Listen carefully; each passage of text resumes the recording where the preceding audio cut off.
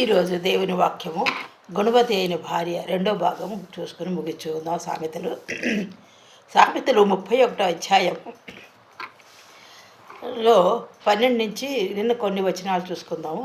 12 తర్వాత భాగాలు చూసుకుంటే సామెతలు ఒక తెలివైన స్త్రీ భార్య యొక్క లక్షణాలు చూద్దాం. ఒక 6 లక్షణాలు గమనిద్దాం. ఆమె పాత్ర, గృహిణిగా ఆమె పాత్ర, తల్లిగా ఆమె పాత్ర, దాతృత్వం కలిగిన ఇల్లాలుగా ఆమె పాత్ర, బిడ్డలకి కానీ ఎవరికి కానీ ఏమైనా నేర్పించే ఒక ఉపాధ్యాయులుగా ఆమె పాత్ర, భక్తి కలిగి ఆ భక్తిలో బిడ్డల్ని కుటుంబాన్ని నడిపించే రీతిలో ఆమె పాత్ర, శ్రేష్టత అంటే స్వచ్ఛమైన మనసు, పవిత్రత, యథార్థ కలిగిన స్త్రీగా కుటుంబాన్ని నడిపించడంలో ఆమె బాధ్యత. అయితే ఆమె బాధ్యతతో వ్యవహరించాలన్నమాట. ఆమె జ్ఞానముతో మాట్లాడుతుంది. ఈ భావం చెప్పేస్తున్నాను. 31లో ఉన్న వచనాల ఆఖరి వరకు ఉన్న భావాన్ని చెప్తున్నా. ఆమె జ్ఞానముతో మాట్లాడుతుంది. ఆమె ఇతరులకు శిక్షణ ఇవ్వడానికి, అంటే కుటుంబాన్ని శిక్షణ ఇవ్వడానికి, బోధించడానికి ప్రయత్నిస్తుంది. భవిష్యత్తు గురించి ఆందోళన చెందుతూ దైవభక్తి గల స్త్రీగా మర్యాదగా ఉంటుంది. వినయం ఆమె మర్యాద, ఆమె వస్త్రధారణ అన్నీ కూడా ఆమె ఇతరుల దృష్టిని ఆకర్షిస్తుంది. ఆమె సోమరిగా ఉండదు. వేకువనే అంటే చీకటితోనే నిద్రలేస్తుంది.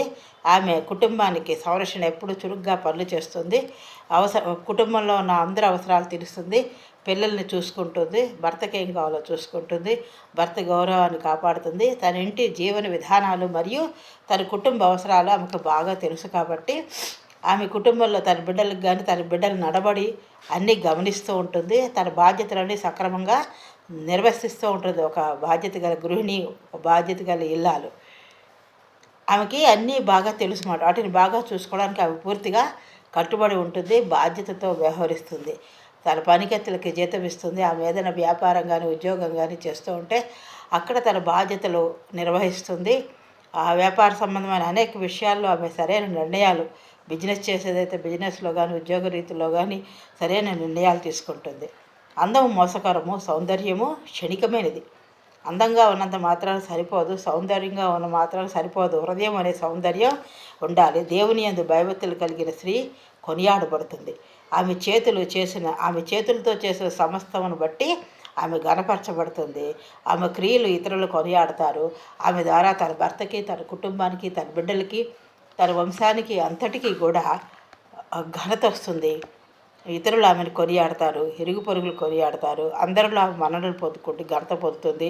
ఆ ప్రాంతానికి, ఆ కుటుంబానికి, ఆ దేశానికి కూడా వని తెచ్చేదిగా ఉంటుంది మాట.